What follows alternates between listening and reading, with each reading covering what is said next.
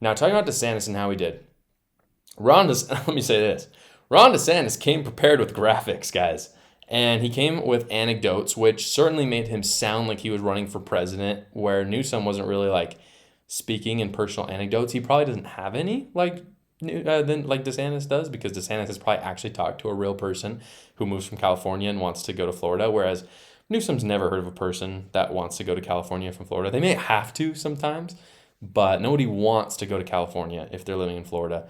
And so Ron DeSantis brought up a lot of stories. Most of them were very good. They were a little politician-y, but he showed a lot of graphics. And of course, some of the best ones, he literally shows up a graphic of all the poop in San Francisco, or maybe it was LA County, actually.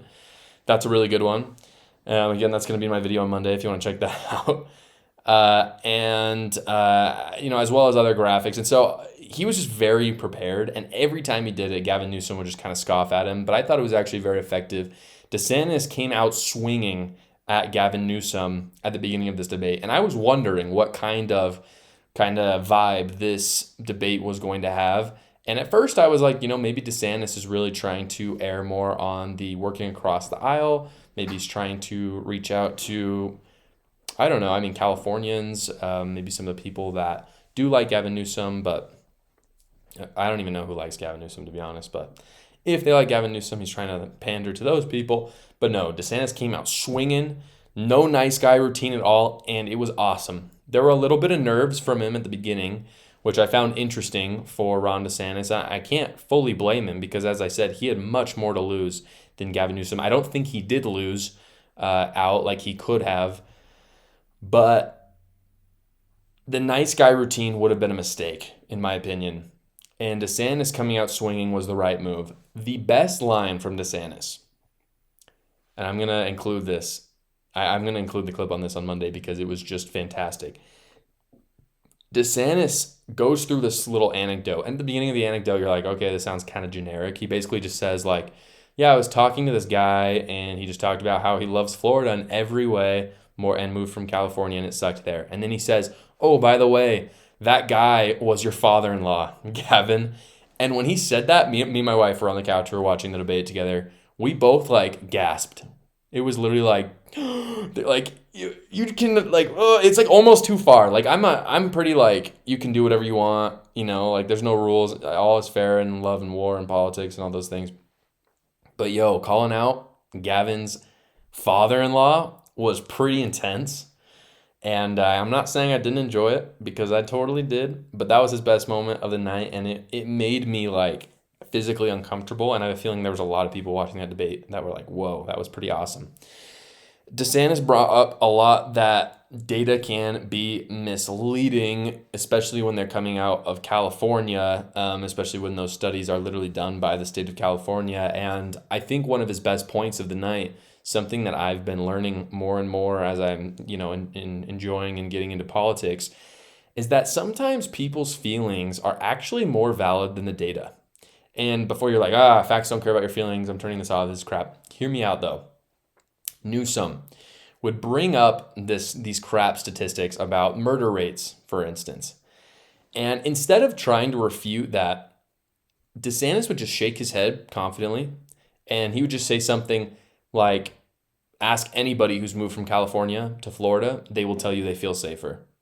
And that's a powerful argument. You don't always need to bring up numbers. I mean, it's the same way with like the LGBTQ, the transgender argument. A lot of the times people will ask, oh yeah, like what's your definition of a female or a male?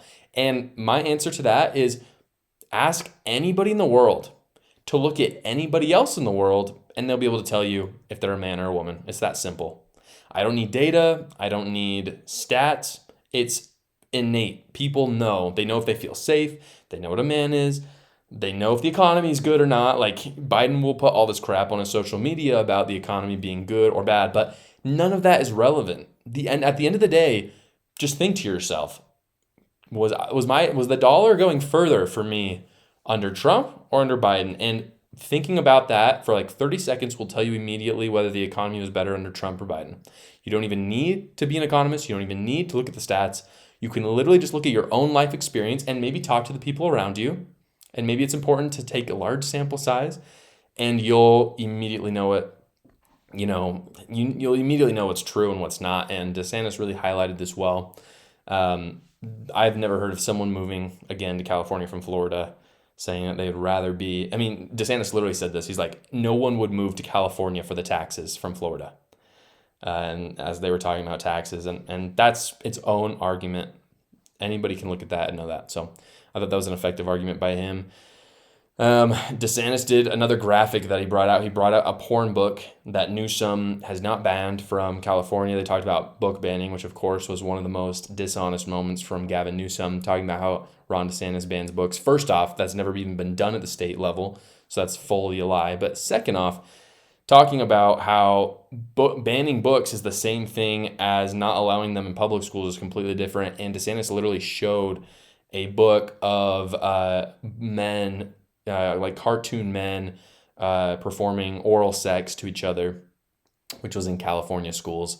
It was a really effective thing. I mean, I just don't think anybody would look at that. Again, it's not data. You just look at it and you're like, yeah, that shouldn't be in schools.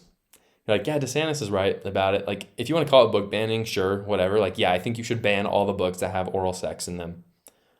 I just think that I don't need stats to like back up why. I don't need data. I just don't think it's right for kids to see oral sex in school. Just don't. I think it should be illegal for parents to even show their kids that, but let alone the public school that's run by the government, which takes our taxes.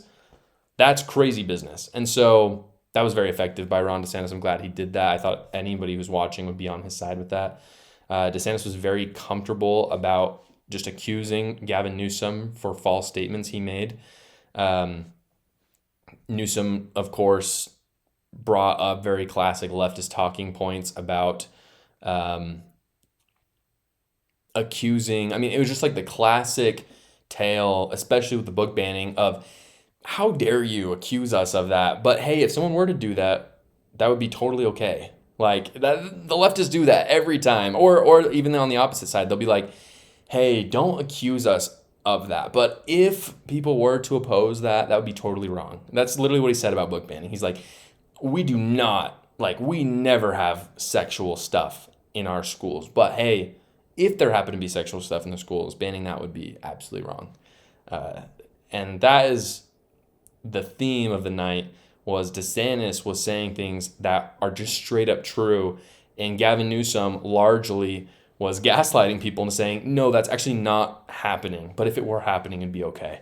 And he was basically just looking straight at the camera and deflecting and lying, which is why I'd say Ron DeSantis won the debate. And I think that it wasn't just a war of words.